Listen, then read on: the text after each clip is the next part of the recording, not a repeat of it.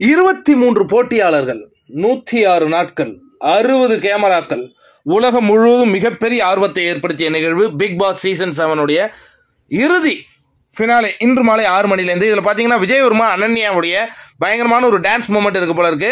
அந்த ஃபினாலேயில் வந்தவங்க இந்த கார்டன் ஏரியாவில் நின்று அவங்க விதவிதமாக அவங்க ஒரு போஸ் தராங்க. ரவீனாவின் அதிரடியான நடனம் இருக்குங்க இன்னைக்கு.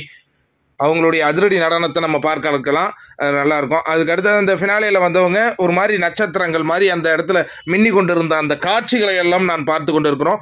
அதுக்கப்புறம் கூல் சுரேஷின் ஒரு அட்டகாசமான ஒரு நடனம் இருக்கின்றது அப்படிங்கிற அந்த தகவல்லாம் நமக்கு வந்திருக்கு, இந்த ப்ரோமோ மூலமாக தெரிகிறது. விசித்ரா அவங்களுடைய நடனம் கூட இதில் இருப்பது போல காட்டுறாங்க.